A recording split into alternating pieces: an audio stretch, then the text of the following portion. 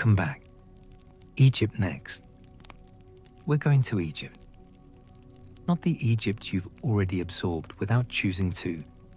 The stock footage pyramids, the documentaries with their theatrical lighting, and their narrator voices dropping low to suggest ancient mystery. The ones that always find a way to mention that we can't quite explain how it was built. Not the Egypt of airport gift shops and their vacuum-sealed papyrus reproductions. Not even the Egypt of great museums where things pulled from the dark get mounted under fluorescent lights and labeled in small clean fonts that tell you almost nothing about what it felt like to make them or need them. We're going somewhere the museums can't reconstruct. 3,000 years. That's how long a civilization held a single image in its head. A hall lit from no source you could name, where everything you had ever done was waiting for you. Every choice that felt small at the time. Everything you did when no one was watching, the good ones and the bad ones both. And here's what no one tells you about that image. The thing that makes it stranger than most, it wasn't built on the hope of mercy. The Egyptians didn't build their afterlife around the possibility of a forgiving God who might look at the total sum and round up. They built it around a scale, an actual scale, with a feather on one side, your heart on the other, and standing there has always been standing there. Will be standing there after whatever comes last has come and gone. A figure, patient in the way that is hard to describe without sounding like I'm reaching for something. Patient, not like a person who has decided to be patient. Patient like someone who exists outside the particular human panic about time. Black jackal head. Hands that have steadied the plumb line of cosmic judgment longer than cities have existed. Not impassive. That's the thing that keeps stopping me when I try to describe him. Not cold, not distant, not the way we imagine divine judges because we're terrified of them, and terror flattens things. Present, watching, still caring about whether the outcome is fair, even now. Even after all of it. Anubis. Here is the thing that gets simplified out of every surface level account. He was not a god of death. Death was his own business. The dead were finished. They didn't need a god. What Anubis held was the sliver between. The threshold. The moment after the heart stops. Before whatever the scales decide. He was the god of that specific duration, that specific terror, the one where you can't go back and you don't yet know if you go forward. He governed the weighing, and the weighing could not be bought, not with a fine tomb, not with expensive rituals, not with priests who spoke well over your body in the embalming house. The scales were the scales. The plumb line hung true. The difference between death and judgment, the difference between the end of a thing and the accounting of what that thing was worth. That distinction is the whole of it. So, tonight, Anubis, the black jackal who waited at the threshold before the threshold, had a name. The god who was abandoned before he was worshipped, who was feared before he was loved, who grew up outside the clean lines of the divine family, in the part of the house where grief lived, who invented, and I mean that plainly, invented, the practice of slowing what death takes from the body, who has stood at that scale ever since, hand on the plumb line, and known what you were worth before you'd finished working it out yourself. Let's go in. Before Anubis, the world was already broken. This is what gets left out. The encyclopedia summaries, the museum placards, The mythology primers with their bright illustrations, they don't start here. They start with gods in their roles, stable and arranged. But if you want to understand what Anubis is for, you have to understand that he was built in response to something. He's not decorative. He is a solution to a problem, and the problem was already there, already bleeding before he arrived. The Egyptians did not build their theology the way later traditions would. No promise of a God who loved you individually, who had a plan, who intended it to end well and would make good on that intention if you held on. The organizing principle wasn't love. It was order. Ma'ad. I keep pausing on Ma'ad because it keeps slipping out of the English words I reach for. Not justice. Close. But the word justice implies contested outcomes, implies human courts and their approximations. Not truth, though truth lives inside it. Not balance, though that's closer. Ma'at was the shape the universe was supposed to have. The fundamental grain of things. The sun rises. The Nile floods and recedes in its proper season. The dead get weighed honestly, and the ones who lived rightly get through. Not because anyone decided these things were good, but because they were structurally true, written into what existence is before any human or God had a preference about it. The violation of Ma'at wasn't just wrong, it was, this is hard to explain, it was a shape error, a geometrical wrongness. The universe had a correct arrangement, and the breaking of it was the breaking of something foundational, something closer to physics than to morality. Even Ra had to navigate the underworld every night, not because a higher authority commanded it, because Ma'at required it. The cycle had to continue, or it wasn't a cycle. It was a one-time event, and a one-time sun is just a fire going out. Let me collect the thread. What I'm trying to set up is this. There is a crime coming. The original crime of the Egyptian mythological universe. And everything Anubis becomes, the scales, the preservation, the threshold watching, all of it is a consequence of that crime.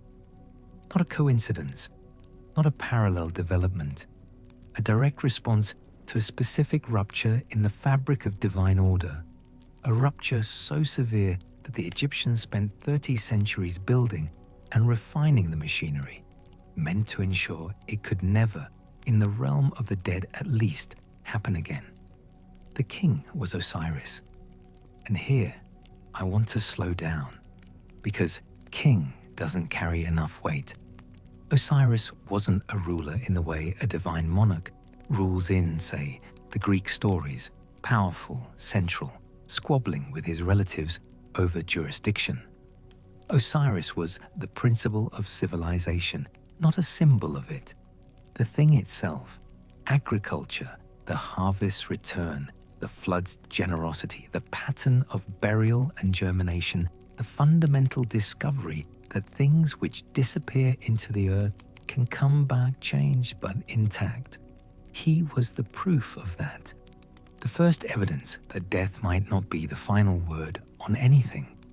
He appeared in the carvings always in the same posture, wrapped like a mummy, arms crossed, holding the crook and flail, the Atef crown, living king and mummified body at once, both states simultaneously.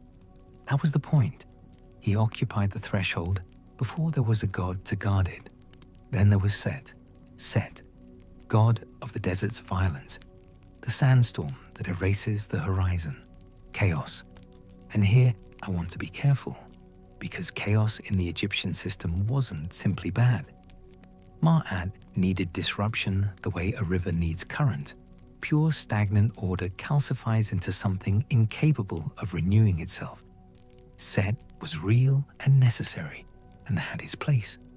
But Set had a hunger that went past any specific thing he wanted, something more. It's like trying to describe a color that's almost red. He wanted the position, the recognition, the thing that sits at the center of all things and draws every eye toward it. He'd had that hunger, I think. The text doesn't say this. I'm reading something in, and I'm not sure why I trust the reading, but I do. Since before the shape of the conflict had fully clarified, since the moment the divine hierarchy arranged itself, and he found himself powerful but not central, necessary but not cherished, there is a particular quality to that kind of hunger. It isn't about the object. It never was. Anyway, Osiris ruled, and Set watched him rule, and the world held its correct shape. The sun rose, the Nile flooded and receded, Ma'at was maintained.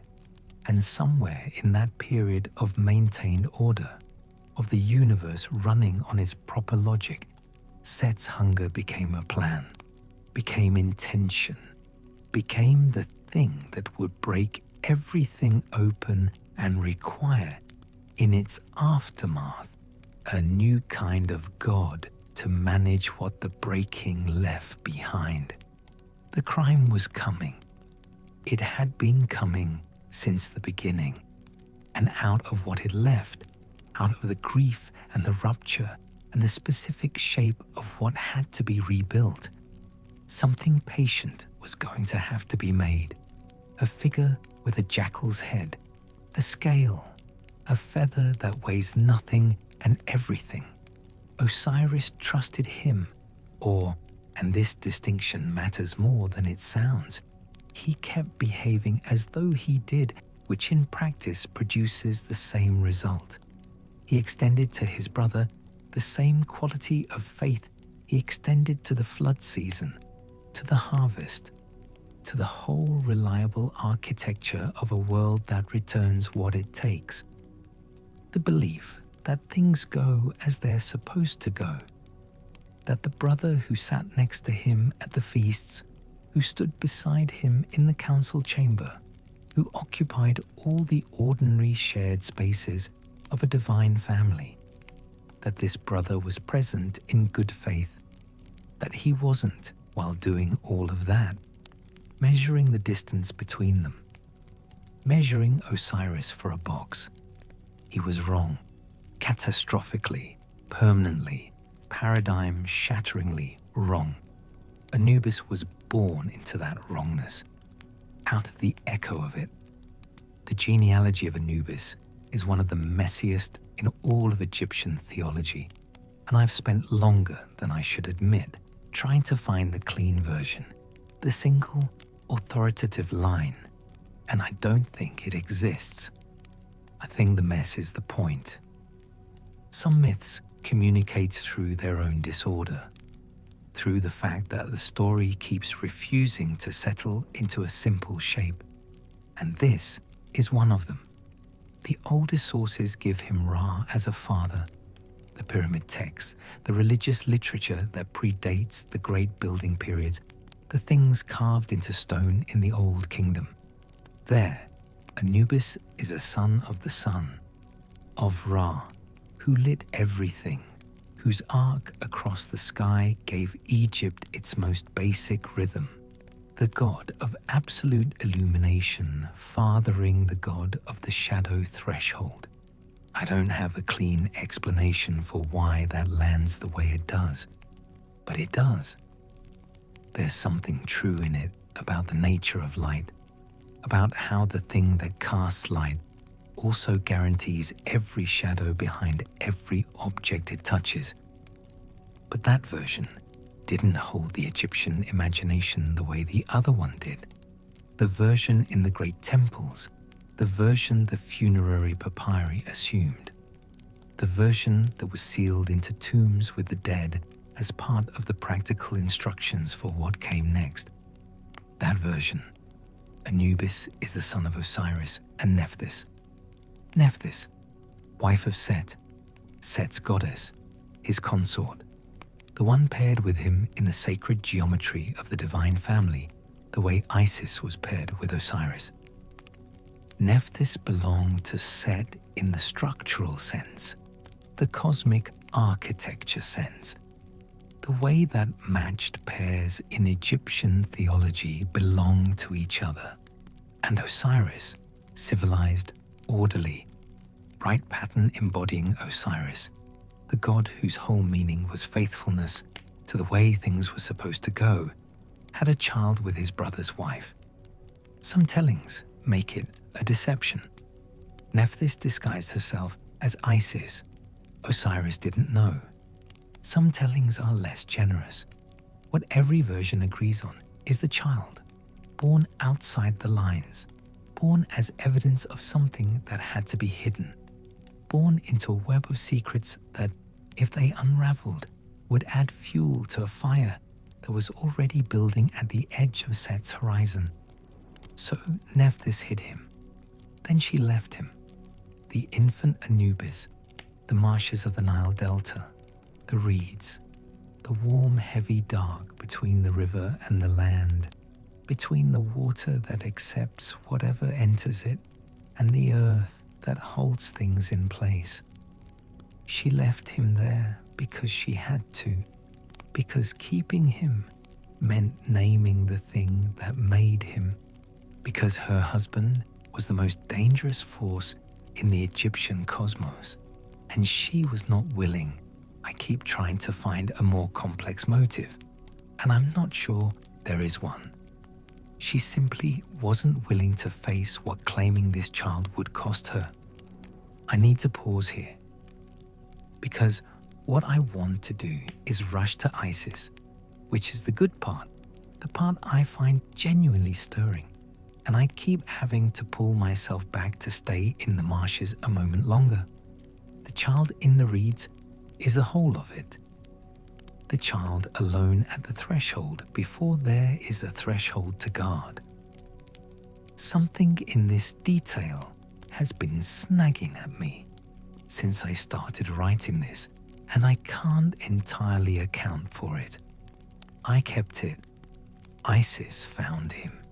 Isis, who would later spend herself entirely searching for the scattered body of her murdered husband, who would gather the pieces one by one with a ferocity that reads less like grief and more like someone who has decided that loss is a problem to be solved.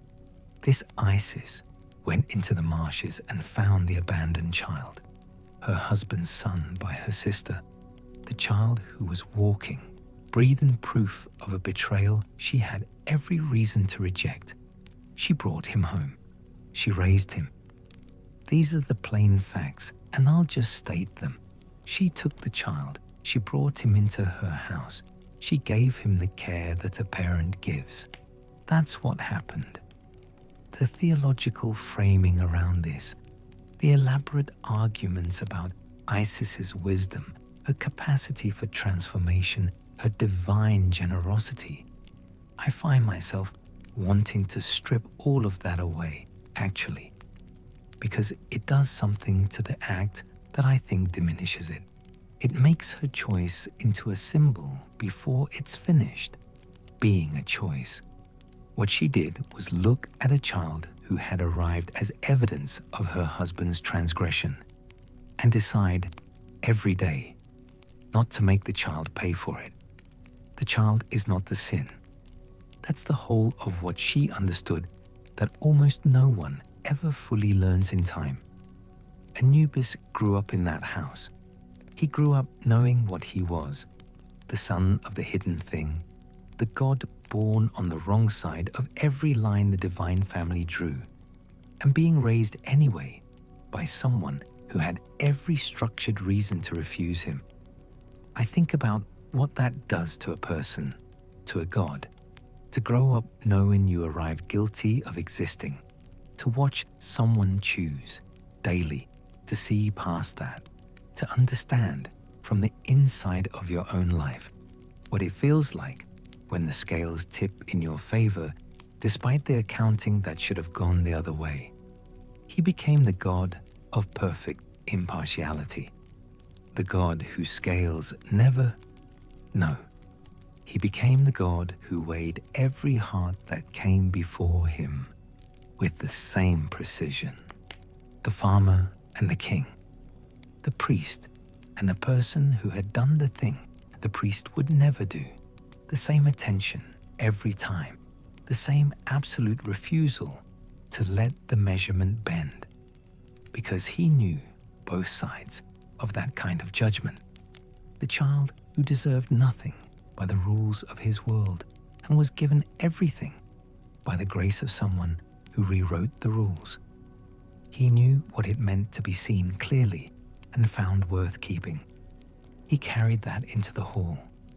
He gave every heart the same chance Isis had given him, to be measured by what it actually was, not by what everyone else had already decided it was worth. Anyway, close your eyes. Let the surface beneath you hold you. Just that, just the fact of it. The unremarkable grace of having somewhere to be. Feel the breath move, in, out. The oldest rhythm, the one that runs without permission. Now, a different dark, warm. The smell of river water, of reed, of thick delta air at the hour when the stars come out so densely they seem to crowd each other. When the sky between them is more light than dark and the water below holds all of it upside down. The kind of night that feels like it's on the verge of something, like the specific quality of the dark is trying to tell you something that it doesn't have language for, and you keep almost understanding, like a word caught at the tip of the tongue, warm and nameless and just out of reach. In the reeds, something breathes. Something watches with amber eyes that are perfectly, entirely still. In the oldest surviving images, the hieroglyphs cut into the walls of tombs that predate the pyramids, the painted processions in the earliest religious texts, Anubis appears as a jackal, a full jackal, black as the underworld's deepest chamber, black as the silt the Nile leaves on the fields after the flood pulls back, black as the inside of a sealed tomb in the moment before someone brings the first lamp in, legs stretched out before him, that long, precise face turned towards you, amber eyes without aggression, without warmth, without anything you can name that isn't simply present. The reclining black jackal, not waiting exactly, already there. The choice of that form, the black jackal, that specific animal in that specific posture of absolute attending stillness, was not a matter of aesthetics. It wasn't decorative. It was theological precision, which is a different thing entirely. And I think we lose something important when we treat religious iconography as art first and argument second. The Egyptians were saying something specific, in the visual grammar of a tradition that had been refining its vocabulary for longer than most civilizations have existed. They were making a claim about the nature of this god, and they were making it with the care of people who understood that the image carried the meaning whole, the way a word in a language you were raised in carries not just definition but texture, memory, the weight of every time you've heard it used. Jackals lived at the edge of cemeteries. That's the biological fact the observation began with. Not the markets, not the river banks, not the fields where wheat was coming up gold in the afternoon light and children were chasing each other through the rows. The necropolis, the dry ground beyond the maintained boundary of the living city, where the rock was cut and sealed and the mummified dead were laid in the long darkness of their prepared places. And there, at the threshold between the tended burial ground and the open desert, this is what the Egyptians watched, evening after evening, and it unsettled them in the particular way that the uncanny unsettles. Jackals moved with ease, with familiarity, without the hesitation or the low animal dread that living bodies feel when they approach that boundary, that specific territory of sealed stone and profound, total absence. They were scavengers. The Egyptians knew that. They weren't credulous people. But what they saw, and I keep coming back to this because I think it's where the transformation actually lives. What they saw when they watched those jackals wasn't scavenging. What they saw was a creature that belonged at the threshold, that knew something about that place, that moved in the space between the living world and whatever was on the other side of the sealed door, with the ease of someone who has visited so many times. The journey has become ordinary, from scavenger to guardian, from the animal that stiffened your spine when you caught sight of it circling at the edge of the necropolis at dusk, to the god whose image you painted on the wall of your beloved's tomb so they would not make that crossing alone. That transformation is, I think, one of the most recognizably, unmistakably human acts in the entire archive of religious history. The thing we cannot control, we make sacred. The power at the threshold we cannot neutralize, we make our ally. We have been doing this since before we had the words for it, and the specific shape of it here, in this tradition, in this God. I find myself unable to rush past it even when the story wants to move forward. Anubis was the embodiment of that transformation. Born in shadow, raised by grief, or something adjacent to grief, raised in the household of a woman who chose love over the consequences of love, who had looked at the rules of divine order and decided that what she felt for her sister's husband outweighed the architecture of propriety. He had grown up understanding from the inside what it meant to exist in the liminal space, to be neither fully here nor fully there, to be the child of a transgression rather than the child of a proper union, the son of a murdered man who could not acknowledge the paternity, and a grieving goddess who had chosen something complicated over something clean. He'd learned in the particular school that is the house of someone who loved you when they did not have to, that the threshold is survivable, that the dark is not empty, that the watcher at the edge of the cemetery is not there to take anything from you, but to ensure that what rests in the ground stays protected until the time comes for it to become something else. He watched the dark because the dark was where he began. And then Osiris died. I need to pause here because the murder of Osiris it's one of those events in mythology that the outline doesn't prepare you for. You can know the shape of a story and still not know the story. And the parts that usually get condensed, the parts that get summarized in a single sentence on the way to the interesting stuff, are precisely the parts where the myth is doing its actual work.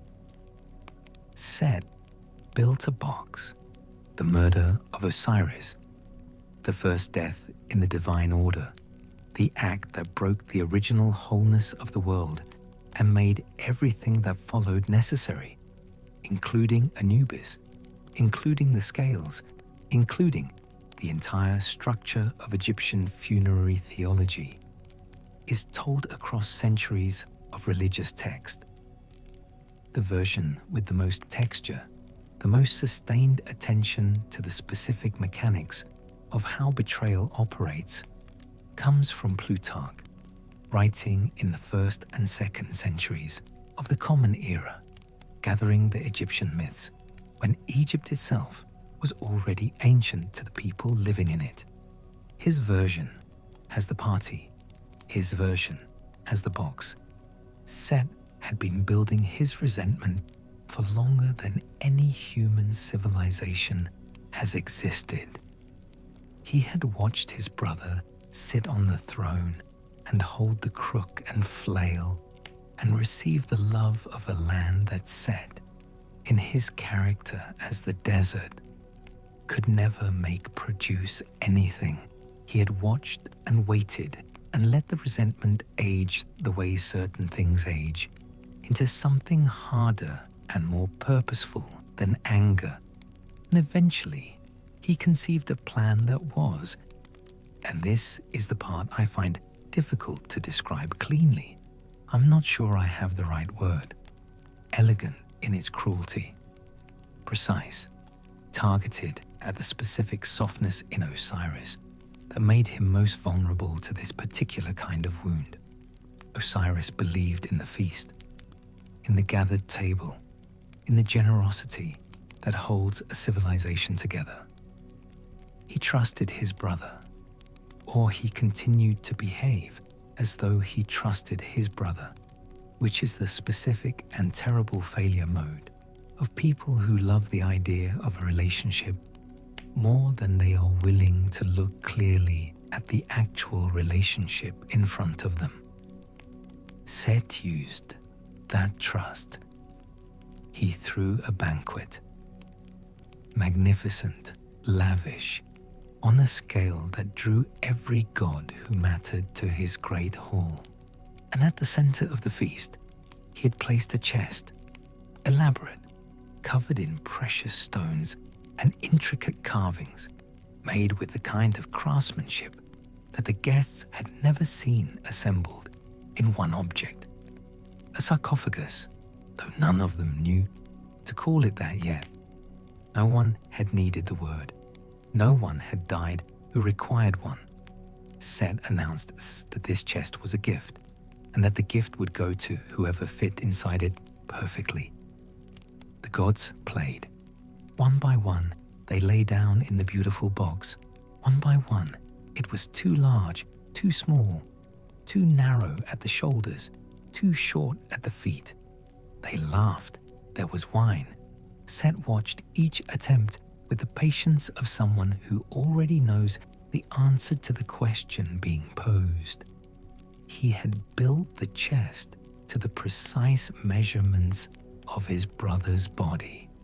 He had measured Osiris in secret, while he slept or stood in a doorway absorbed in conversation, or walked in the garden preoccupied with some problem of governance. Measured him with the cold geometric attention of someone who has been planning this for a very long time and needed the dimensions to be exactly right. I keep getting caught on that detail. The measuring, the intimate surveillance of the brother you intend to murder. The taking of a beloved person's exact dimensions, not in love, but in the quiet, methodical certainty of what you intend to do with them. When Osiris lay down in the chest, it fit him perfectly. The room went still. The gods who had been laughing stopped. Some of them must have felt something, that particular chill that arrives not in the skin, but somewhere deeper, in the part of the body that recognizes danger before the mind catches up. But the moment passed. The wine was still warm. The decorations were still brilliant. The host was still smiling. And the chest fit the king so perfectly that it seemed, in the way well-made things seem, like inevitability, like something that had always been going to happen. Set and the 72 conspirators he had gathered, because Set never acted alone in the versions that tell the full truth, because large cruelties require organizational infrastructure, because the evil that reshapes the world is never one person's achievement, but the product of a network, each person with their reasons, their grievances, something they wanted that the murder would make available. They stepped forward together and sealed the chest, poured molten lead over the seams, lifted it, carried it to the Nile, threw it in.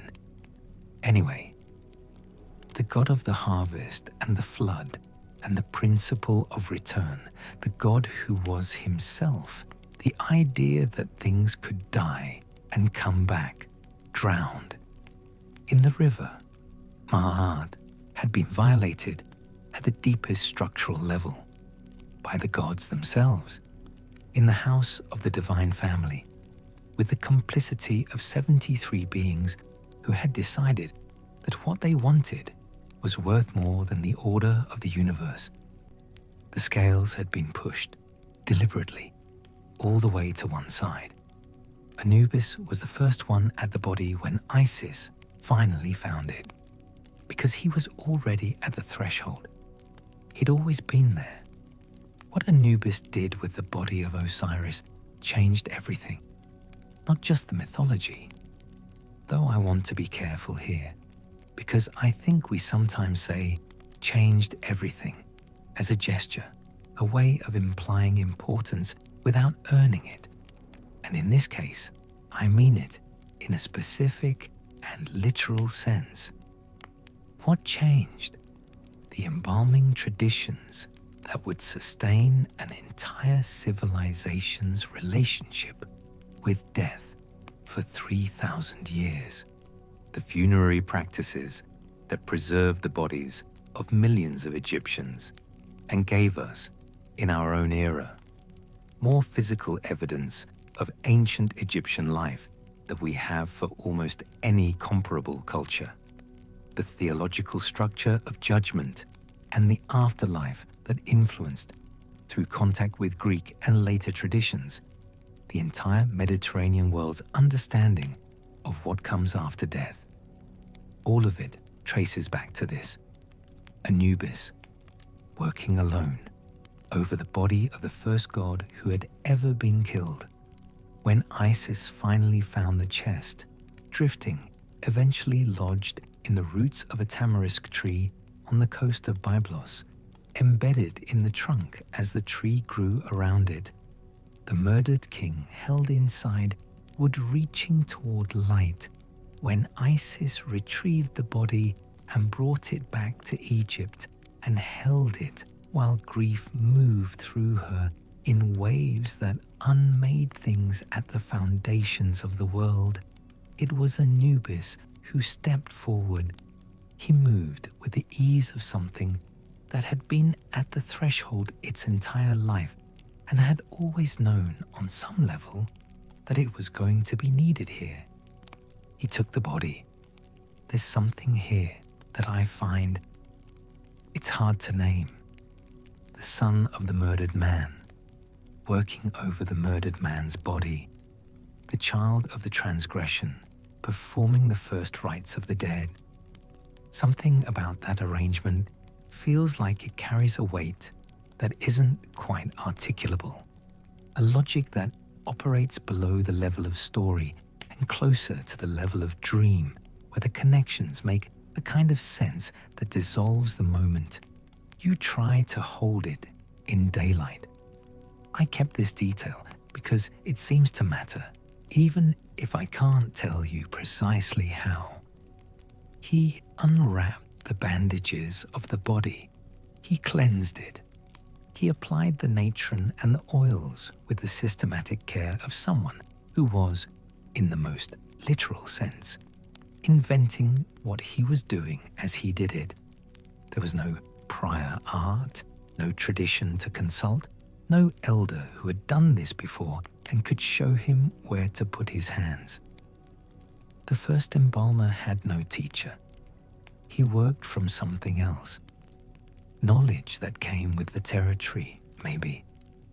The understanding that comes from having lived your whole existence at the place where the living world ends. He wrapped the body of Osiris in the first mummy wrappings. He performed the first opening of the mouth.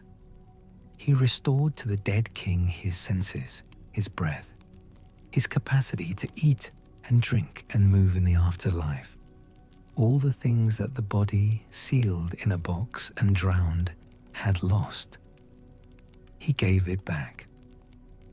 He invented, in the specific emergency of that grief-soaked moment, the technology of eternal preservation.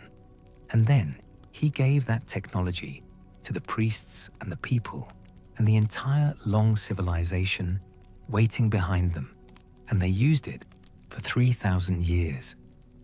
Small fact. Move on. The scales come later.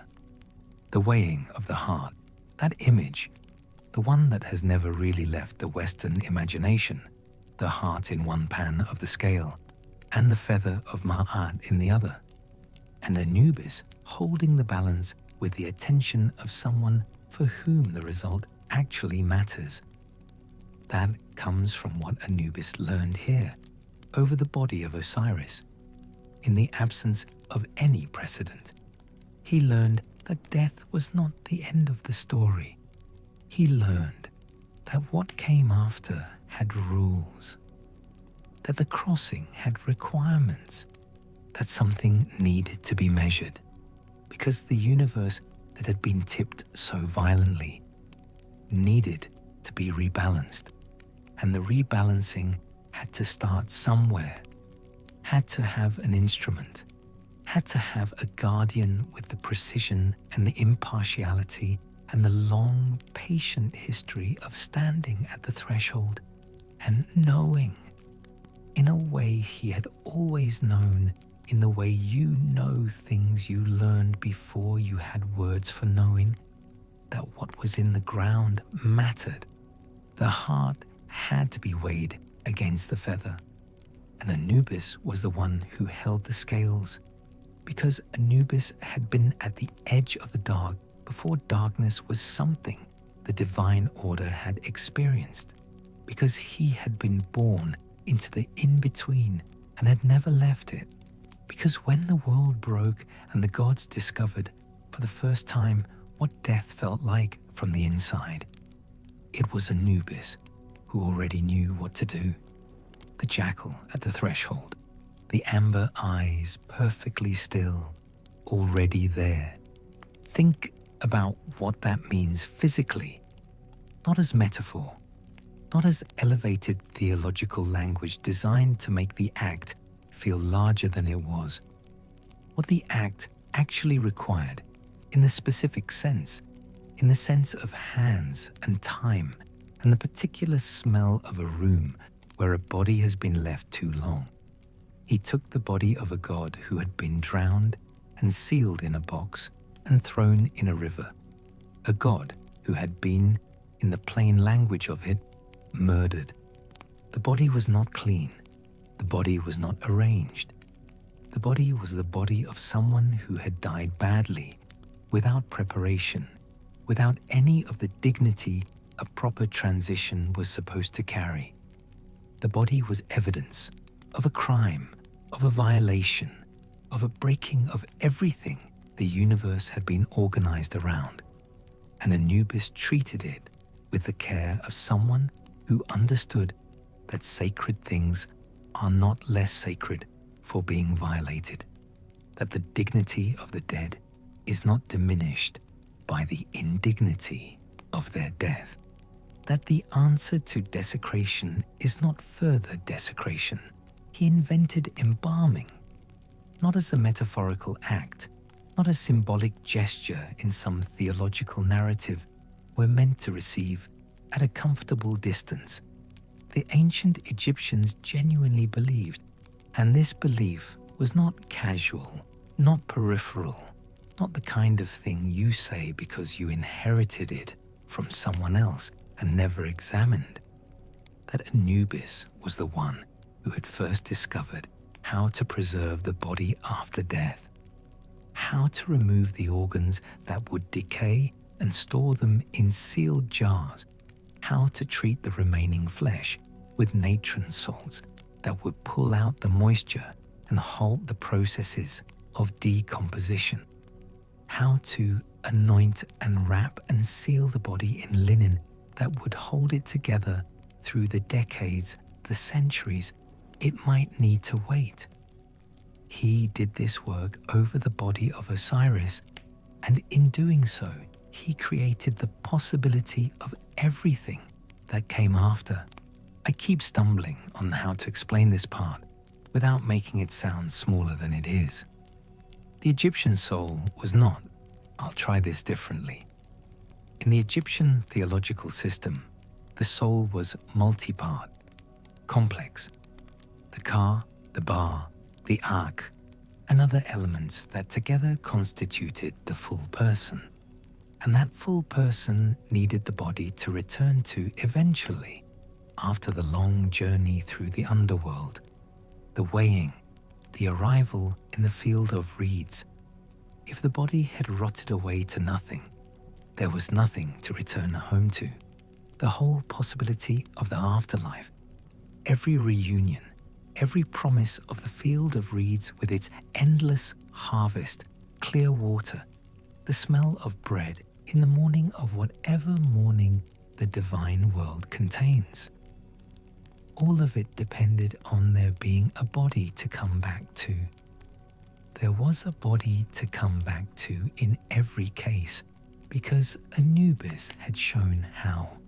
Because the abandoned child who had grown into the god of the threshold had looked at the body of the man who was both his father and not his father, the man whose transgression had made Anubis possible and whose murder had made Anubis necessary, and had decided that what he held in his hands was worth keeping.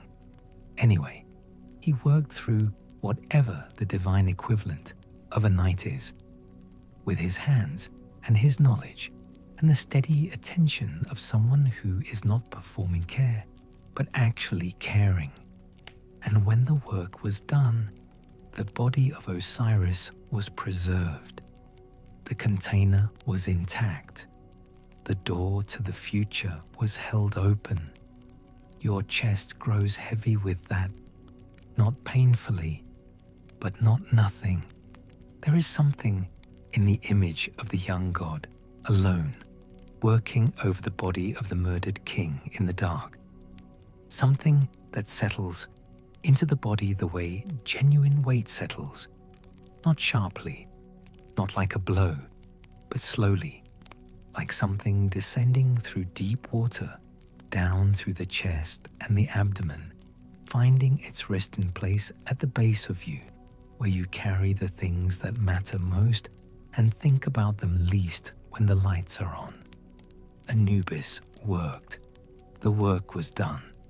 He straightened, and he took his position, the one carved into 10,000 tomb walls, written into hundreds of surviving papyri, painted onto the faces of sarcophagi across every dynasty from earliest to latest, the position at the threshold, hands on the scales, the guardian of the dead, the weigher of hearts. Let me collect the thread here, because what comes next requires you to be in the right room, the Hall of Two Truths. The Duat, the Egyptian underworld, was not a simple destination, not a place the dead arrived at the way you arrive in a city. It was a journey in itself, a structured, precisely navigable series of chambers and trials and gates and guardians, each one requiring specific knowledge, specific spells, specific words that unlocked specific doors. The Book of the Dead, more properly translated as the Book of Coming Forth by Day, a title that tells you something the common name never does, was the guidebook, the instruction manual, the collection of spells and prayers a properly prepared soul needed to complete the passage and arrive, finally, intact and worthy, at the place where the weighing happened. The hall is described with architectural specificity in the text, not in vague spiritual terms. The Egyptians did not do vague. They described the hall the way an architect describes a building, with attention to specific features, particular inhabitants, exact procedures. The hall is enormous, lit by a light with no visible source, a light that comes from everywhere at once and therefore casts no shadow, a light under which nothing can hide because there is no dark side of anything in that room. The walls are lined with 42 figures, the Assessors, divine judges representing the 42 gnomes, the geographic regions of Egypt, each responsible for evaluating a specific category of moral behavior, a specific way of honoring or violating Ma'at, before the dead could even approach the scales, before Anubis could bring his precision to bear on the most important measurement of any individual existence. The soul had to stand before these 42 and speak. The negative, confession. I find this document hard to describe without underselling it, and I'm not sure I have the right sentence for what it actually is. Not a prayer, not a proclamation of faith, a list of things the dead swore they had not done. 42 specific declarations, one for each assessor, covering the full range of ways a human being could have violated the principle of Ma'at in the course of a life. I have not killed. I have not stolen from the living or the dead. I have not told lies in the place where truth was required. I have not been violent without cause. I have not made the living weep when their weeping could have been prevented by my action. I have not allowed someone to go hungry whom my resources could have fed. I have not taken more than my portion from what the land provided. I have not turned my face away from suffering that was within my power to address. I have not spoken harshly to someone already broken. I have not corrupted the scales in the marketplace or added false weights to the measure. I have not plotted against the order the king was meant to maintain. I have not desecrated what was sacred. I have not betrayed a secret entrusted to my keeping. 42 declarations, 42 ways of being in the world that the Egyptians considered the complete map of moral life. The 42 judges listened. The light fell, and here is what makes the hall different from any human court in any civilization. No lie was possible there. The soul standing in that room was stripped of the body, of social roles, of the daily performances and carefully maintained self-images, stripped of the particular species of self-deception that makes dishonesty possible in the living world. In the living world, we are extraordinarily good at lying to ourselves, constructing internal narratives that make our own actions seem more justified, more innocent, more forgivable than they actually were, remembering the context and the extenuating circumstances and the ways we were wronged before we wronged anyone else. Building the story of our lives as a story in which we are, if not always right, at least always understandable, always the protagonist. This is not hypocrisy exactly. It is the ordinary cognitive architecture of a being that has to live with itself. But in the Hall of Two Truths, the narrative tools were gone. The self was there, as it actually was. No editorial work, no carefully chosen emphasis, no conveniently blurred background. The negative confession was not, in that place, an opportunity for creative reframing. It was complete, final, unmediated truth-telling, and the one standing there knew it. A detail I've never been sure why I keep returning to, but here it is. The texts emphasize that the soul itself knows.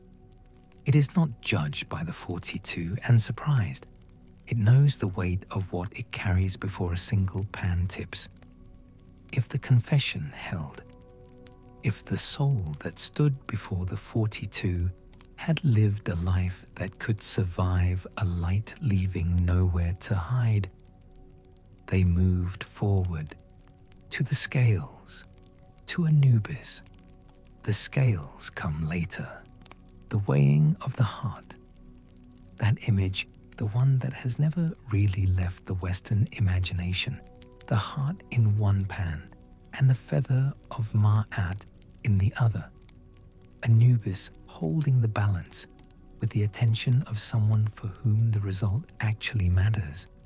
That comes from what Anubis had learned over the body of Osiris, in the absence of any precedent whatsoever. He had learned that death was not the end of the story, that what came after had rules, that the crossing had requirements, that something needed to be measured, because the universe so violently tipped needed rebalancing, and the rebalancing had to start somewhere, had to have an instrument, had to have a guardian with the precision and the patience and the long history of standing at the threshold and knowing, in a way he had always known, in the way you know things you learned before you had words for knowing, that what was in the ground mattered. The heart weighed against the feather. Anubis held the scales because he had been at the edge of the dark before darkness was something the divine order had experienced, because he had been born into the in-between, because when the world broke and the gods discovered what death felt like from the inside, he was the one who already knew what to do. The jackal at the threshold, the amber eyes, still, the scales, 2 pans suspended from a central beam, hanging in the kind of stillness that contains every possible outcome simultaneously. The way a coin holds both sides before it lands, before the physics of landing takes the decision away from you and gives it to the ground.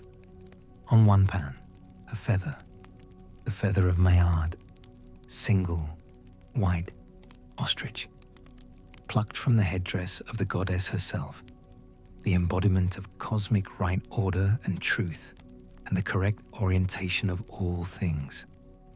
I want to linger here because I think people rush past the feather, treat it as decorative, and it isn't. The feather was the standard, the actual, physical, non-negotiable measure of the thing. If your heart weighed the same as the feather, you were equal to what the universe required of you. If your heart was lighter, and this is possible, the texts allow for this, you had exceeded it. If your heart was heavier, it meant the heart had been added to. Weight accumulated the way sediment accumulates in still water.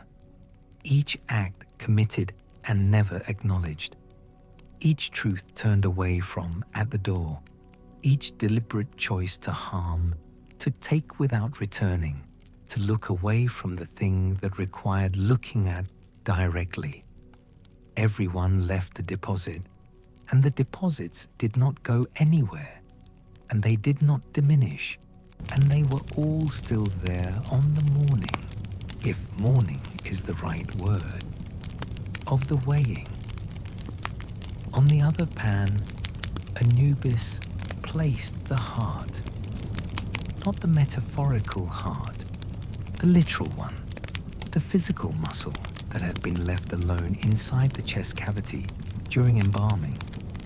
Every other organ removed, placed in its canopic jar, sealed, while the heart stayed because the heart was needed here at the end.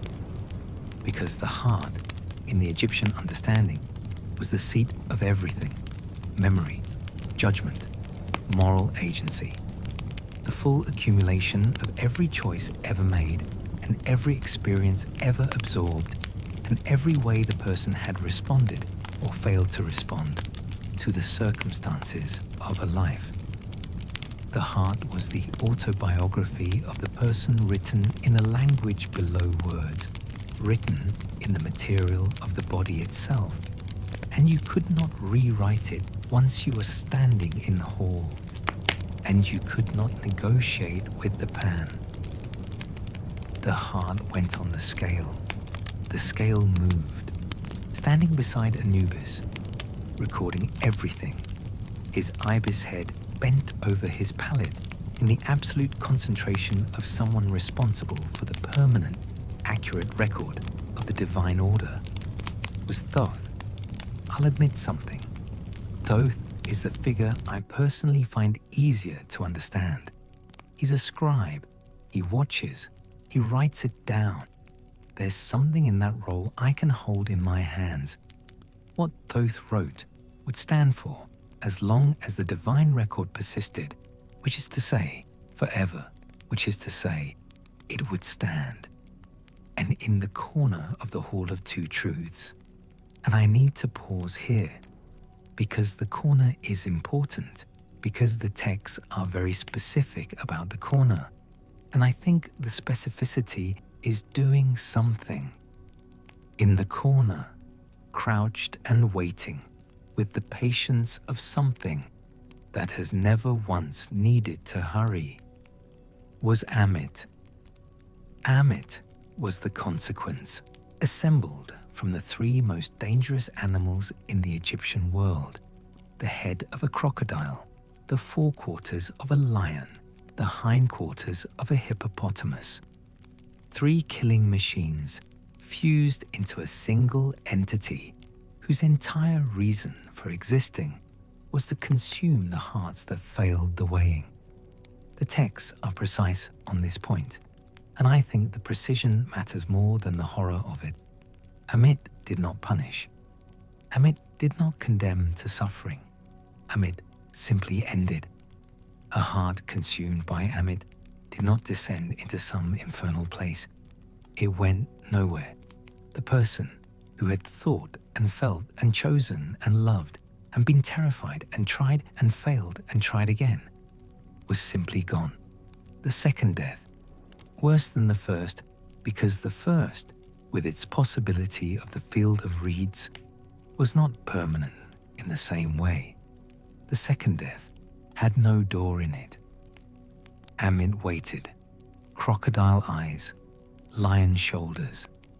Time was not Amit's problem, and Anubis stood at the center of it all, between the 42 and the waiting devourer, between Thoth with his pen and the soul whose entire existence had contracted to this single moment, whose whole life's accumulated weight was about to be revealed, and he held the scales. I need to pause here, because the part that comes next is the part that most accounts leave out, and it is the part I have been trying to work up to for the last hour of writing this, and I want to get it right. Anubis was the guardian of the process itself. He was not, let me try that differently. The scale determined whether your heart was heavy. The law did that, operating independently of any divine will or preference or feeling. Amit consumed the failed hearts according to its own nature, requiring no instruction. Thoth recorded what the scale said. Anubis was the one who made sure the scale said what the scale said. Look at the images on the tomb walls. Look at the papyri from the New Kingdom, the great age of Egyptian funerary art, painted with extraordinary skill and theological precision. The scale has two pans.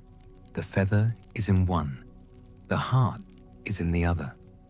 Anubis's hand is on the plumb line, the central vertical element of the balance mechanism that ensures the crossbeam is level, that nothing is artificially influencing the measurement in either direction.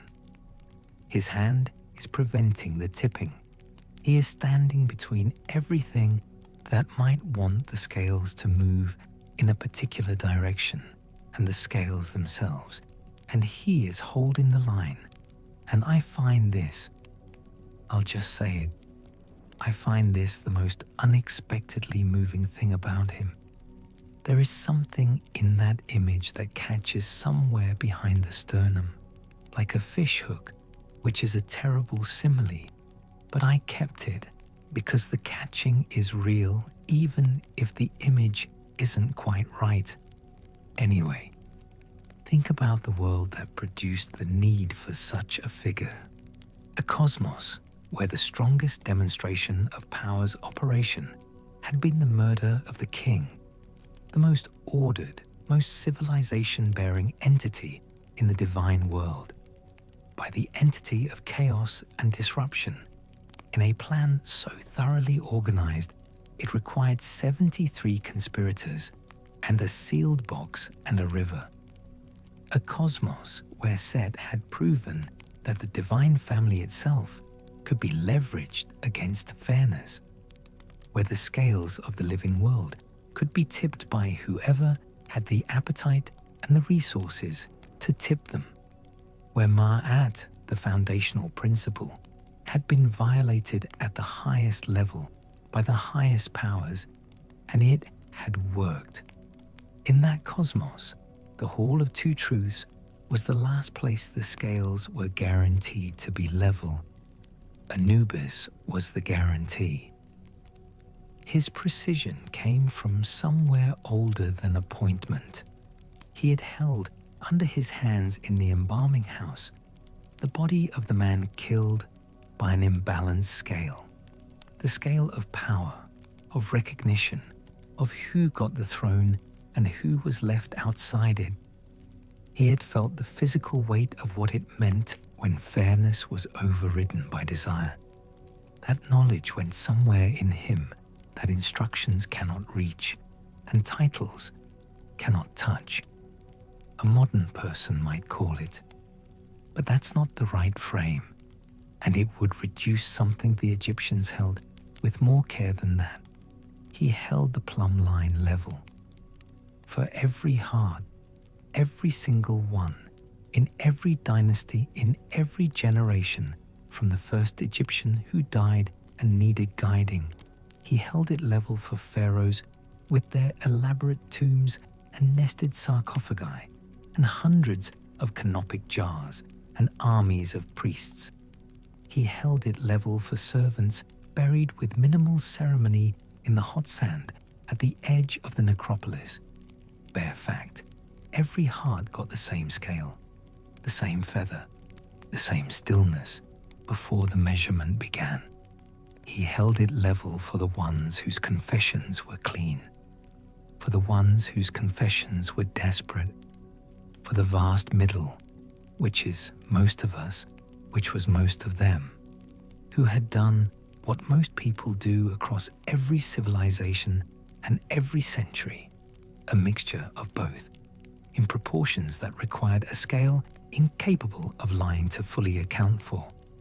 The abandoned child who had been weighed by the world and found unwanted, and then found again by someone who chose to look more carefully, was not going to stand at the scales and let them tip by anything other than the truth of what was being measured. He held the line. He held it. While this story has been carrying you somewhere tonight, I find myself wondering which aspect of Anubis has settled deepest into you, the one who makes the process fair, or the one left in the marshes who became the keeper of the threshold. Write it down somewhere in the morning, if you remember. The night's questions are worth keeping. Now the breath deepens. Now the sentences begin to grow longer, and the pauses between them begin to expand, the way the tide expands across the sand at its turning, slow and inevitable, and without urgency in any form. the part of you that has been following the story actively, the part that tracks cause and effect and keeps score of what has happened and what might happen next, that part can rest now. Let it. The story knows where it is going. Across 3,000 years of Egyptian religious practice, something happened to Anubis in the hierarchy of the divine order. He was gradually, systematically, theologically superseded. As the myth of Osiris became more and more central to the Egyptian understanding of death and the afterlife, as the murdered and partially resurrected king became the dominant symbol through which Egyptians worked out their relationship to mortality and transformation. The role of Lord of the Dead migrated from Anubis to Osiris. The theological logic held Osiris had died. He had been the first divine body to require embalming, the first god to make the transition from the living world to the dead one, the first divine being to navigate the path every human soul would eventually take. It made a kind of natural sense that he would rule the territory through which that path passed. He was the original mummy, the pattern. He became Osiris Wenifer, the justified one, the king of the justified dead. Anubis moved aside. More precisely, Anubis was stepped over. His position in the divine hierarchy was lowered.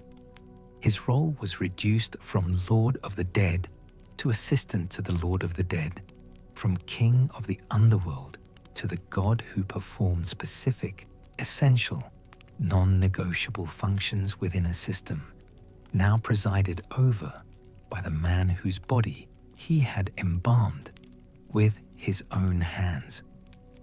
The son became the servant of the father he could never claim.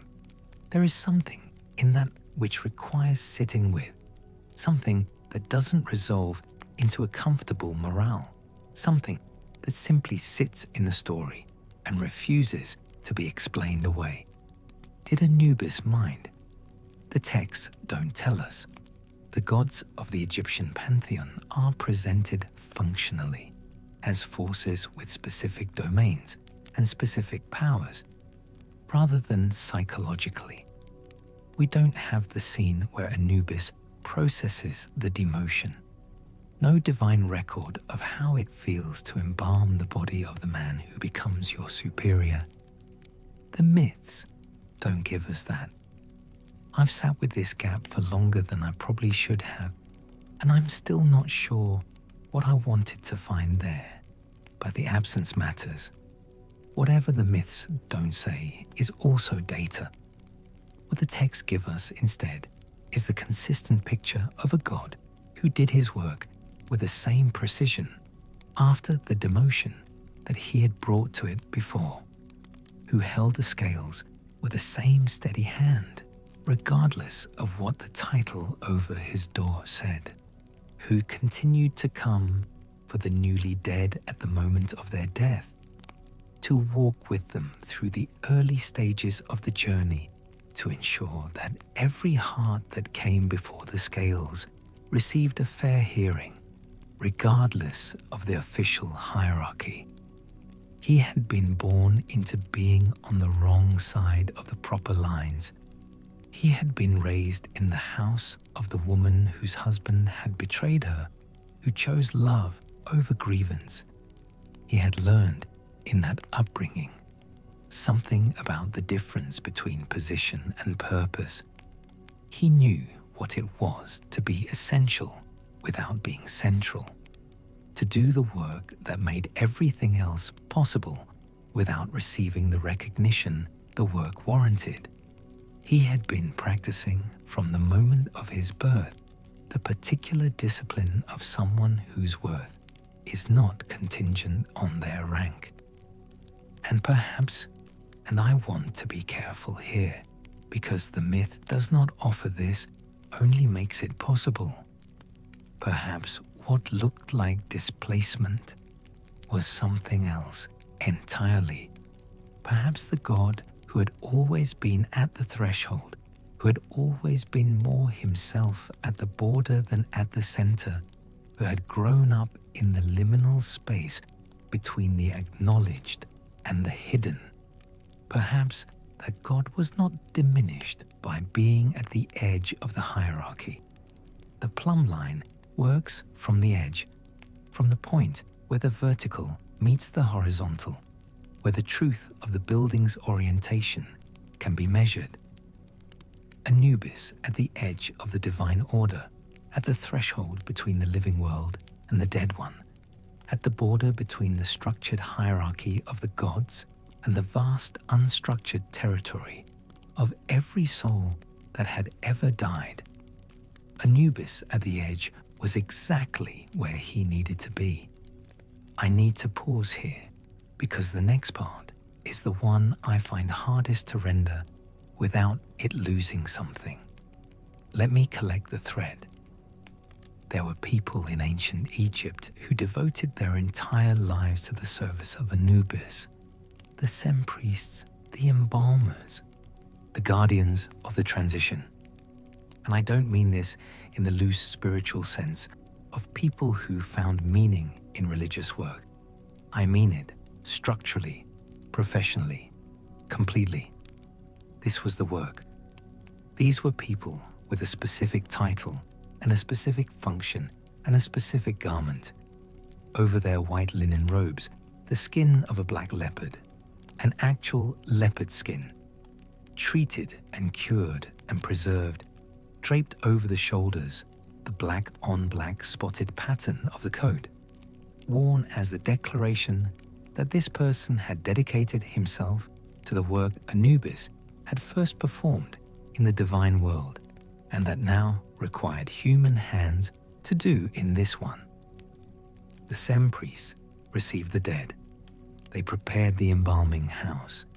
They spoke the ritual texts while they worked, the words and the work together, constituting the sacred act, neither one complete without the other.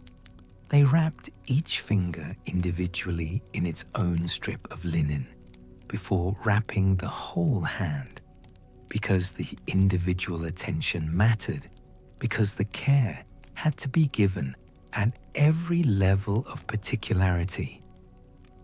They placed the protective amulets at the specific points on the body where protection was needed, at the throat where the voice had spoken, at the wrists where the pulse had beaten, at the chest where the heart sat waiting for the weighing.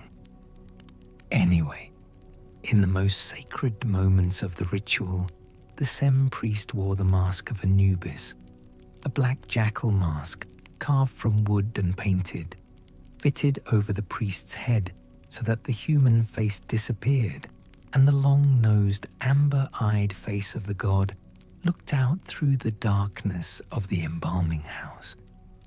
In those moments, in the Egyptian theological understanding, the priest was allowing Anubis to perform the ritual through him.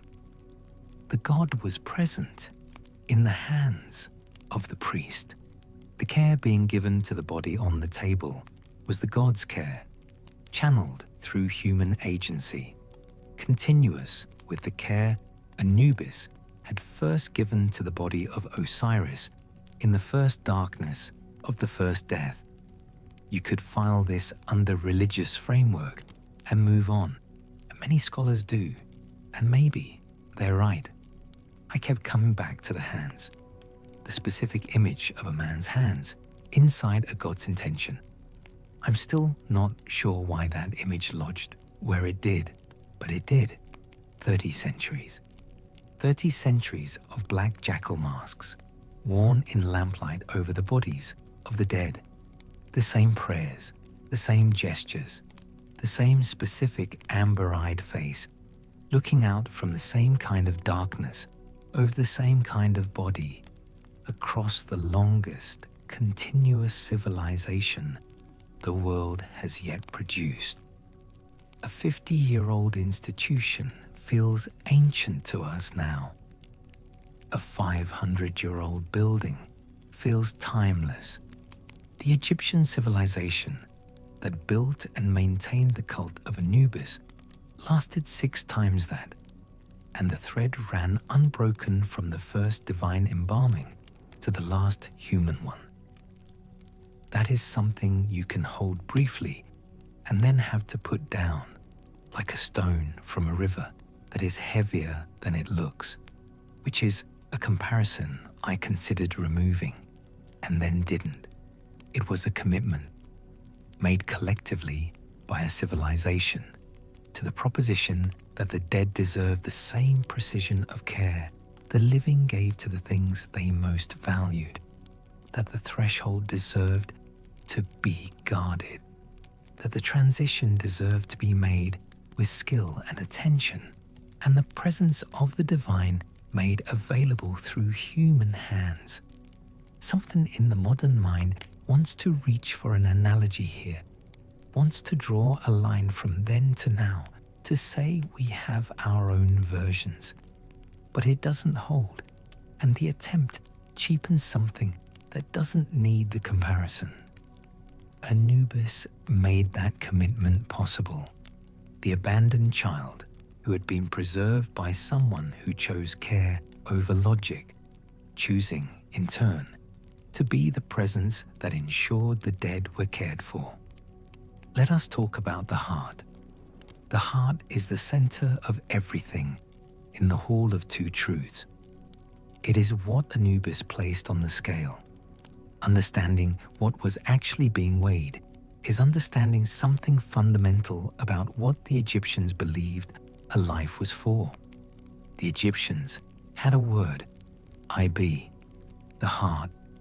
They used it to mean the physical organ, the muscle, the pulse, the thing you feel when you press your hand flat against your sternum, and the metaphysical seat of consciousness, of memory, of moral agency, of everything that made a person who they were in their deepest nature.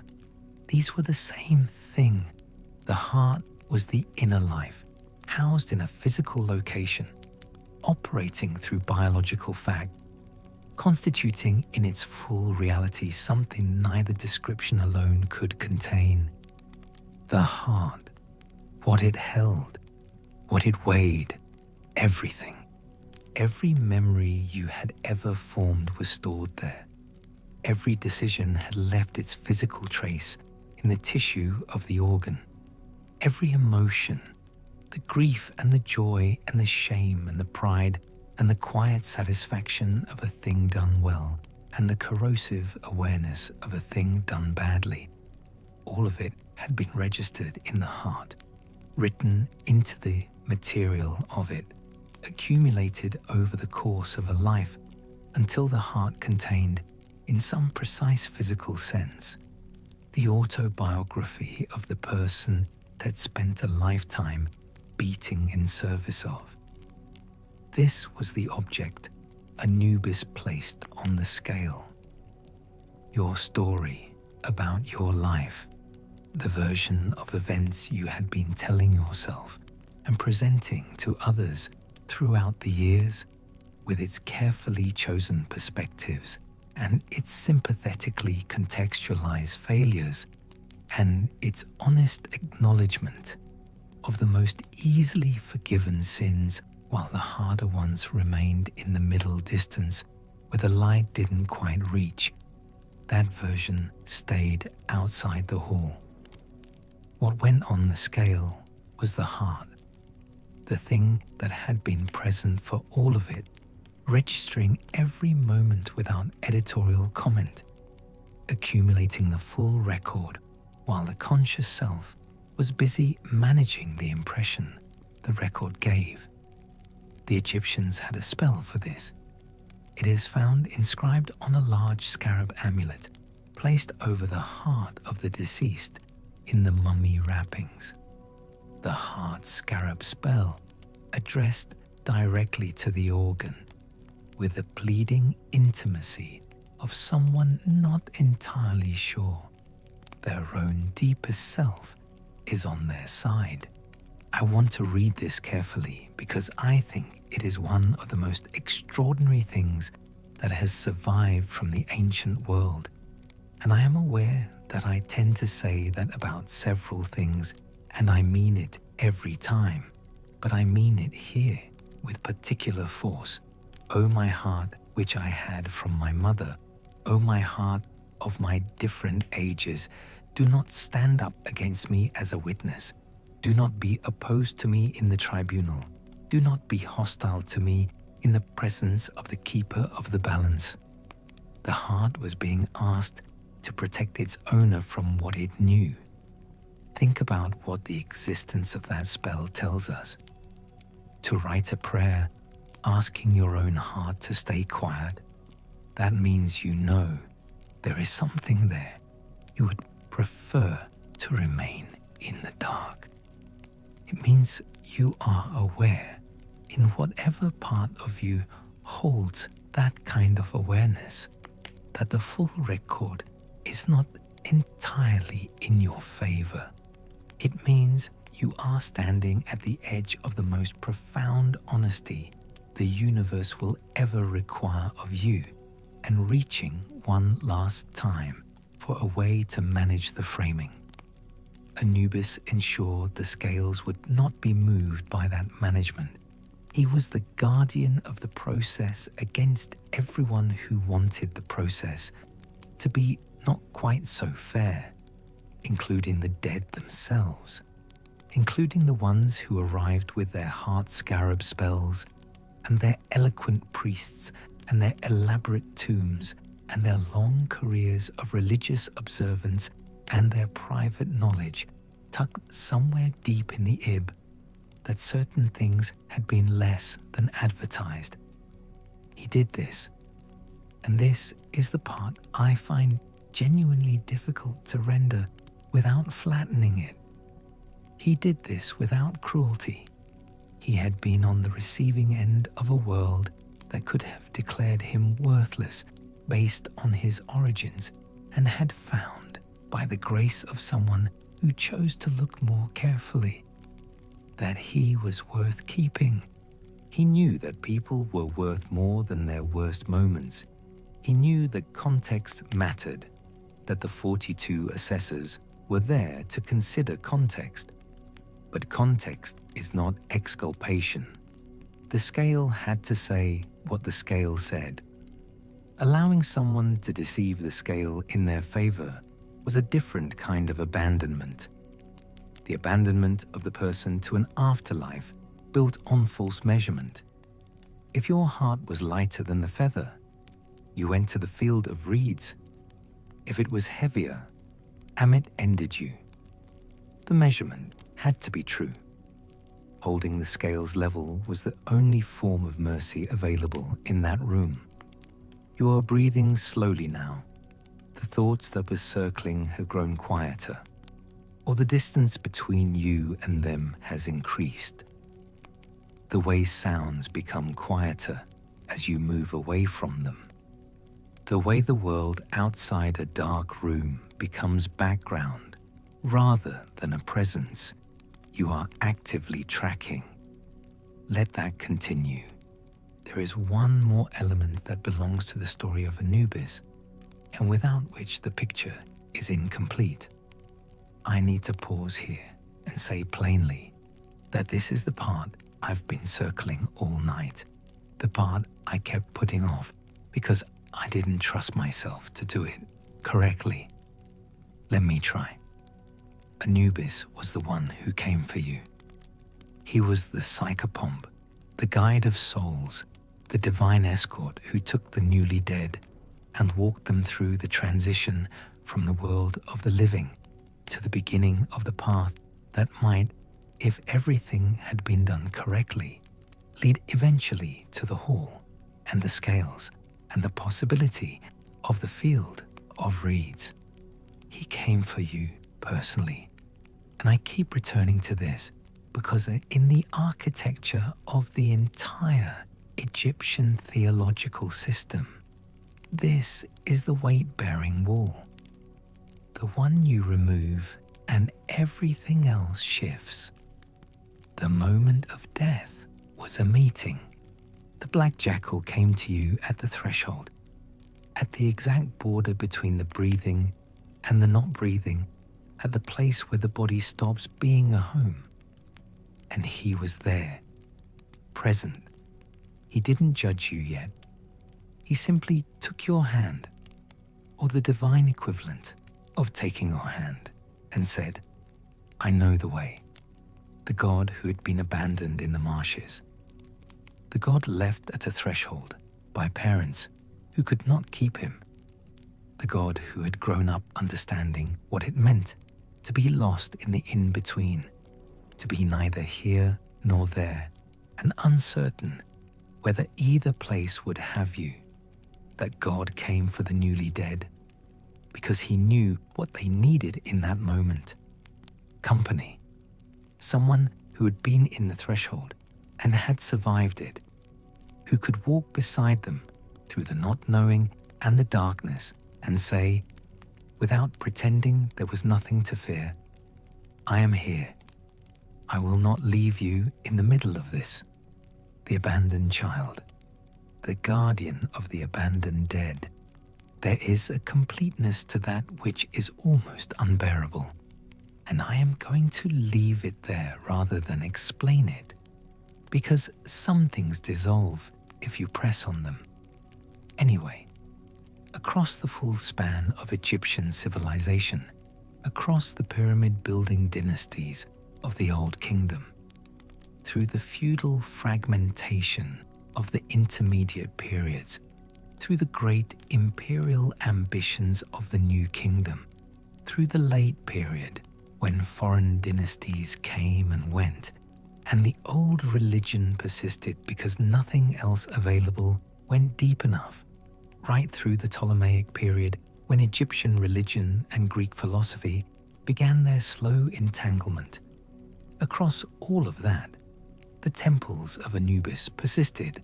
Sinopolis, the city of the dog, Upper Egypt, a city dedicated specifically to the cult of Anubis, where the sacred animals were tended, where the priests maintained their particular expertise in the work of the threshold.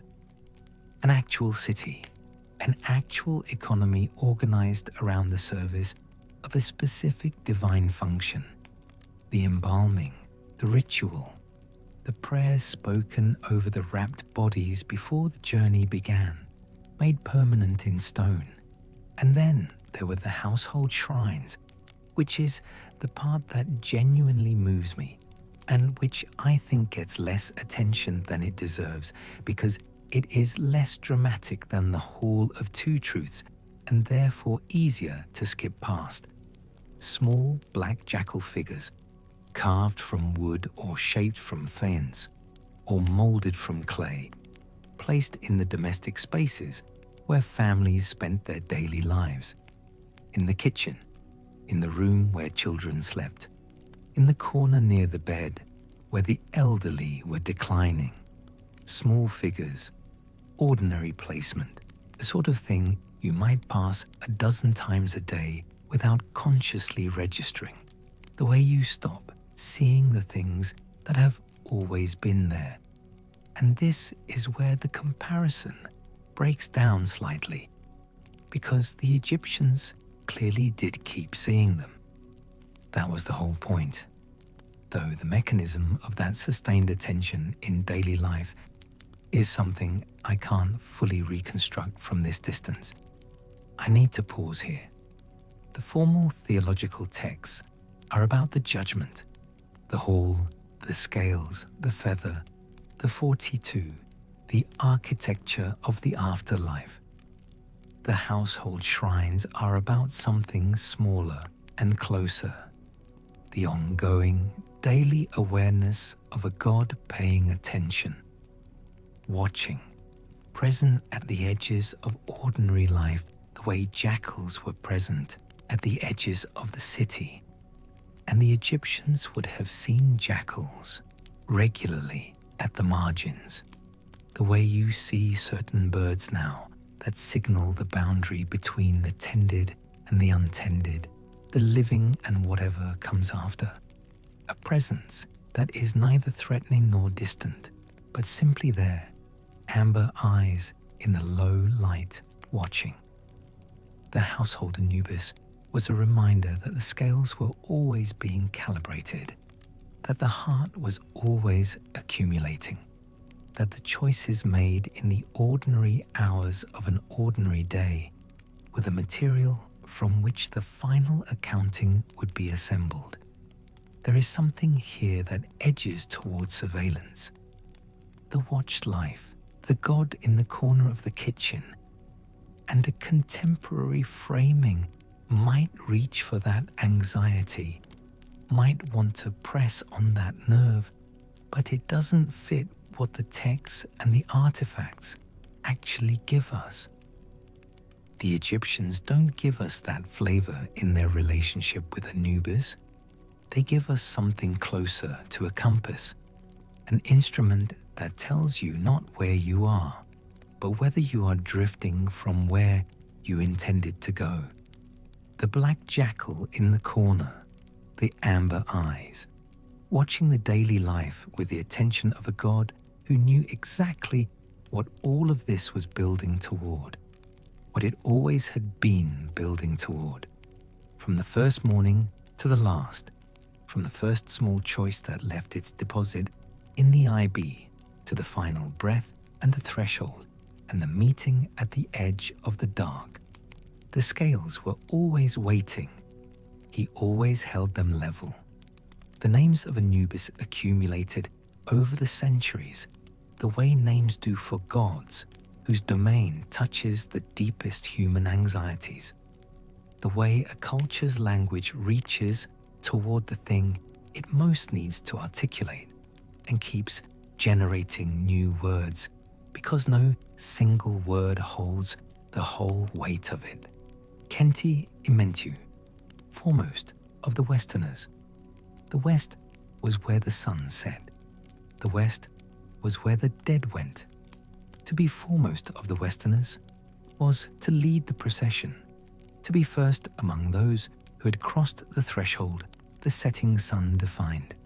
And the name carries the Egyptian cosmological logic of direction in its bones. The East for birth and beginning, the West for the great transition. The God at the head of that westward movement who was guiding, actively, always moving forward into the dark ahead so that the ones behind him did not have to move into it alone. Nebta-Jeza, Lord of the Sacred Land. The Sacred Land was the necropolis, the city of the dead. Every major settlement had its necropolis at its edge, cut into limestone cliffs or built above the desert sand. And the divine presence that made that territory sacred, that made it a city of the honored dead rather than simply abandoned ground, was Anubis, Lord of the Edge, Lord of the Margin. Of course it was.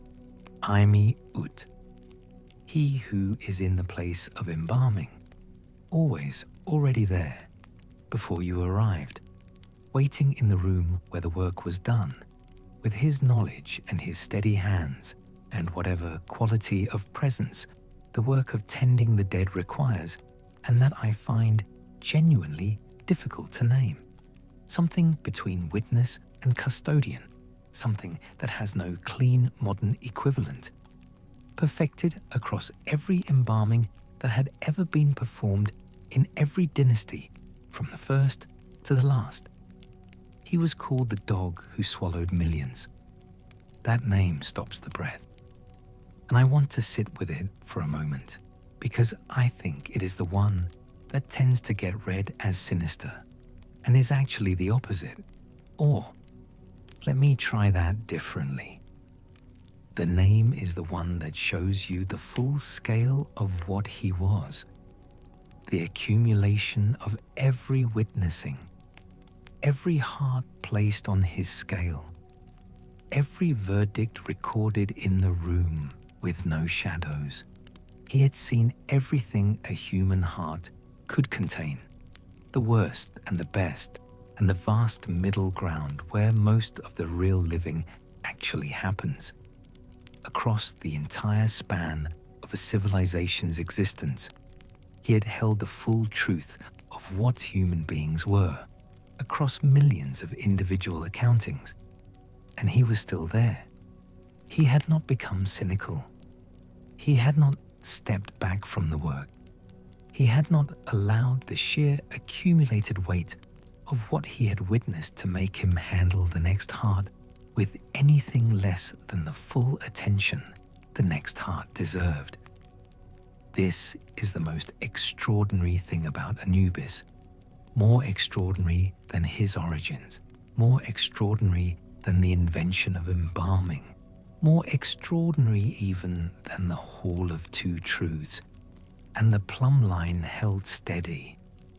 It is the simple, ongoing, apparently inexhaustible capacity to begin again, to pick up the next heart as if it were the first, to hold the scales for the person standing before them as if the outcome were genuinely uncertain, as if each individual human life and what it had been worth were irreducibly, particularly, specifically important. 1,000,000 hearts, and everyone placed on the scale with the same precision. The dog who swallowed millions and still had room. I need to pause here. What comes next is the part of this that I find hardest to write about without either overselling it or draining it of its actual weight, and I have been circling it for the better part of writing this section, putting other things first. Let me just go directly into it. There is a question the Hall of Two Truths cannot answer, but also cannot avoid generating. It drifts up from the bottom of this story, like something disturbed from deep water. The question that will still be there when everything else has settled, that goes with you into sleep and does its work there, in the place where the mind is too loose and too honest to manage it away. Have you thought about what your heart weighs right now, in this darkness, in this specific and unrepeatable quiet of this particular night, in the room where you have finally stopped doing things and started simply being here, the full record, the autobiography written in what the body of your choices has been accumulating since you were old enough to understand that choices had weight, the IB, the thing you cannot edit from the outside, from the comfortable angle, in the light you chose for the purpose. What would the needle do? I am asking that and setting it down, here, in the dark between us, because the Hall of Two Truths did not allow the soul to argue with the scales, and this story will not argue with the question. The question goes where it goes, into the slow water behind the eyes, into whatever place truth goes when the noise of the day is finally, fully gone. The question will find its level there, like water, like a feather, like the needle of a scale held by steady hands with no interest in making you heavier or lighter than you actually are. Anyway, the tempo of the river has slowed. The current is barely perceptible. The surface so still you cannot tell which direction it moves, only that it moves, that it has always been moving, that the stillness is an appearance and the motion is the truth, and that both things can be true simultaneously about the same body of water. The ancient Egyptians had a concept for the ongoing state of the soul in the field of reeds, the continuous quality of existence in paradise. After the arrival and the reunion, and the first experience of the food that didn't run out, and the light that didn't fail, they called it Akh, the transfigured one, the soul that had completed the journey and been found worthy and passed through the Hall of Two Truths, changed by the passage, because nothing moves through that room unchanged, even the ones who pass. The soul that had been measured and seen and confirmed as worth continuing. Anubis had made this possible. By holding the scales level, he had made it possible for the souls that deserve the AKH state to reach it. By refusing the corruption of measurement, he had preserved the integrity of the path between the life lived here and the life continued there. By doing his work with the precision he had learned first from the hands of the goddess who raised him, the hands that had gone into the marshes and found him and brought him home and given him the daily renewable gift of being chosen. He had ensured that the field of reeds was what it was supposed to be, a place earned by what you'd actually been.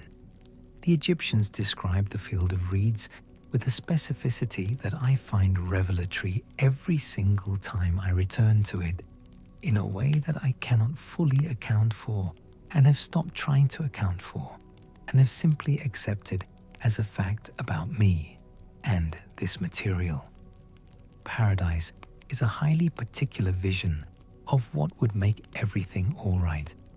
The specific content of that vision tells you exactly what the people who held it valued most, what they had found most precious in the life they were being asked to surrender.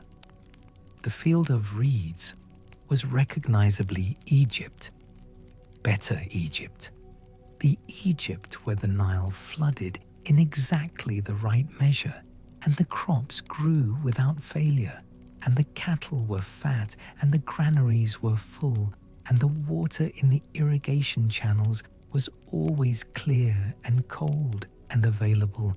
The physical Egypt, the sensory Egypt, and here something almost surfaces in how a contemporary mind wants to reach for the word utopia and its political freight, its planning document associations, but the field of reeds was none of that.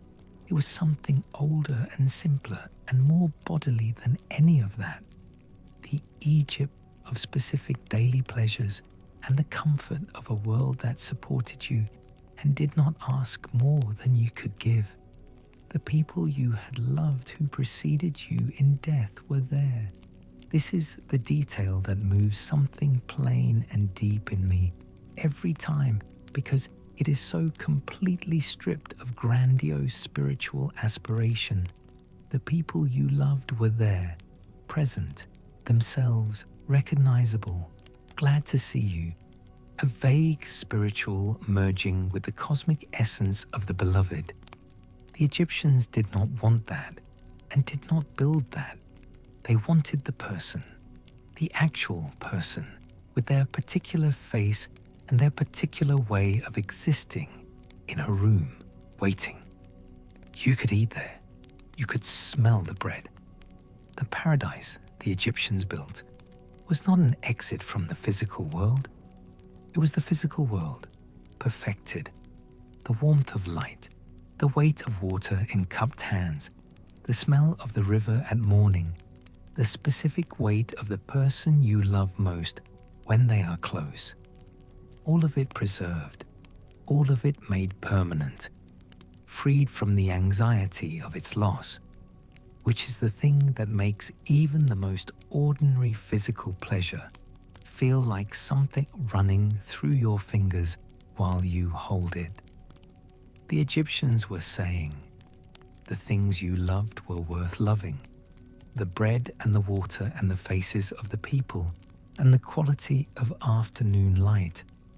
These were the real things, what life was made of, what paradise honored. And Anubis, the abandoned child, the god of the threshold, the one who had been weighed by the world once and found, against all probability, to matter. Anubis was the one who held the door to all of it, level and true and open. The scales, the steady hands, the amber eyes, still. And Anubis, by holding the scales level, was the one who made sure that the people who had lived their lives in a way that honored those things, who had been kind, who had fed the hungry, who had told the truth, who had turned towards suffering rather than away from it, who had practiced the specific daily generosity that Mahat required, were the ones who arrived in the field of reeds. The ones whose hearts actually weighed what they weighed. That's all. That was the whole mechanism. Now, we return to the beginning, to the place where the paradox was first offered, and where everything we have traveled through makes it possible to hear it differently than you could when we started. Anubis was the god of death. We said that at the start and then immediately complicated it. And now, coming back to it on the other side of everything, with the full mythology in the body rather than just the concept in the mind, you can feel the difference between a statement you understood intellectually and a statement you understand completely. Those are not the same experience. I'm not sure I have a word for the gap between them that doesn't sound like I'm overselling it, but the gap is real. And if you've been here the whole time, you know it. Death is the thing that happens regardless, to the deserving and the undeserving with equal indifference, to the righteous and the corrupt, to the child and the elder, to the one who spent their life feeding the hungry, and the one who spent theirs stealing from them. Death does not evaluate. Death does not distinguish. It is the cessation of the physical processes that constitute being alive, and it arrives when it arrives, and there is nothing you can buy or pray or arrange your way out of when it does. Anubis was the response to that, the intention that met the accident, the care that met the indifference, the precise and incorruptible presence that waited at the other side of the cessation and said, "Now we find out what this was worth. Now we look at the full picture without the management, without the editing, without the story you have been telling, and we see what the actual shape of a life looks like when the light falls on it directly and nothing can hide." And the response to that confrontation, the full reckoning with the unedited truth of what you have been, was in the Egyptian imagination primarily fair, which is, if you think about it honestly, the thing that most of us want from the universe more than almost anything else. I need to pause here, because I think this is the sentence that matters most in the whole of what I've written tonight. And I want to make sure I don't let it slide past in the current with everything else. Not comfort, not protection from consequences, not the assurance that things will work out regardless of what we do or how we treat the people around us. Fairness, the assurance that what you actually are matters, that the choices you actually make accumulate into something real, that the difference between the life lived in alignment with Mahat and the life lived in consistent violation of it is a real difference, that it is registered somewhere, that it weighs something, that it will eventually be accounted for with the same precision that Anubis brought to every heart that came before his scales. The black jackal at the threshold was the guarantee of that fairness, the proof that the universe kept a record, the specific incarnate promise that at the end of all of it, the scales would say what the scales said. Let that rest in you now. Let it find its level in whatever part of you carries the things you believe without fully knowing you believe them. the things that organize the choices you make without ever appearing explicitly in any sentence you have spoken aloud. The scales will say what the scales say, and Anubis is holding them level. Zeus sat on the throne and heard only silence, because fear expands to fill the space around power until power can't hear anything else. Osiris lay in the box and trusted the weight of the celebration, and was wrong. Anubis worked alone in the embalming house, in the dark, with the body of the man whose murder had made his own life possible, and was not wrong. The hollowness of every victory that required violation to achieve it, the fullness of every act of care performed in the dark, where no one was watching and no compensation was available. So there, the sentences are longer now, the pauses between them wider than sentences. The breathing has its own pace, and the story has found its own pace, and the two are not quite the same pace, but they are close enough that the distinction is becoming difficult to track. Let that happen. Allow, release. Let the weight of this story stay beneath the blanket with you tonight. Let it settle into the sediment of whatever the sleeping mind becomes when the waking mind finally sets down its load and stops holding everything up through sheer continuous force of attention. I find it genuinely difficult to describe what I mean by that without it sounding like instruction. And instruction is the wrong register for what this is. It's more like permission, maybe.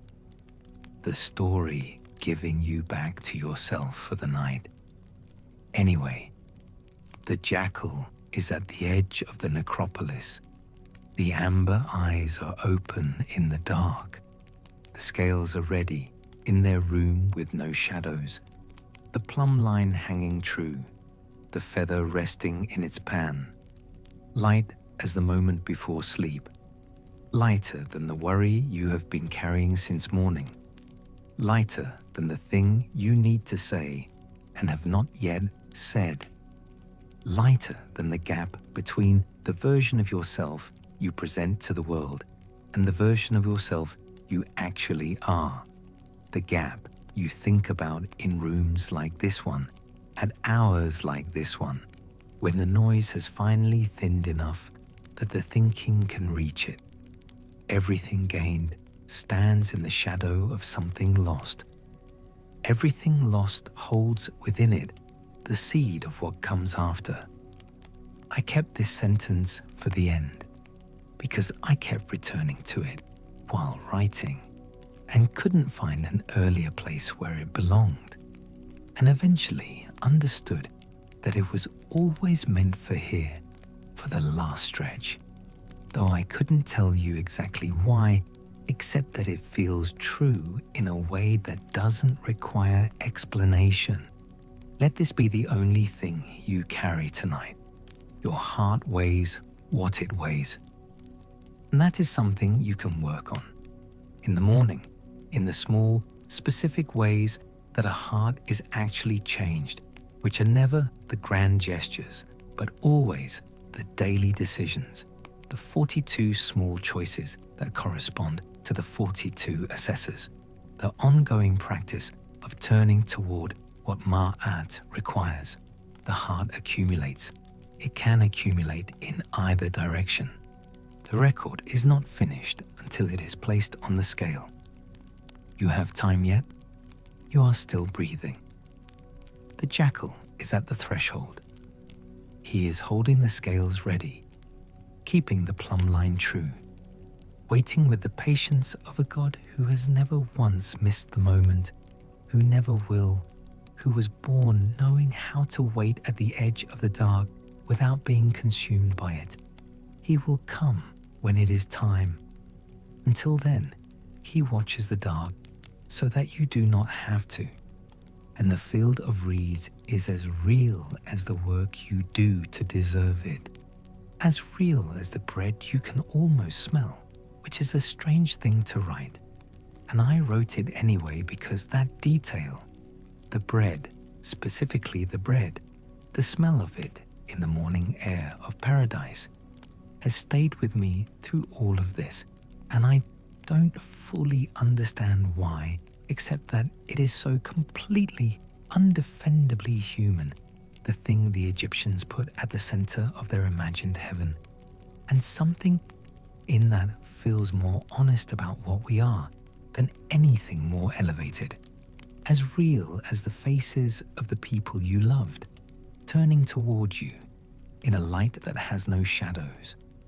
If this story carried you somewhere tonight, if the Hall of Two Truths and the abandoned child and the weigher of hearts and the feather that measures everything have settled into some part of you that will hold them through the hours ahead, the next episode takes you into the god whose murder set all of this in motion, into Osiris himself, the first dead king, the pattern of death and return, the one whose preserved body waited in the dark for the resurrection that Isis would not stop working until she achieved, into the moment when the principle of renewal overcame the fact of loss and what it cost and what it made possible.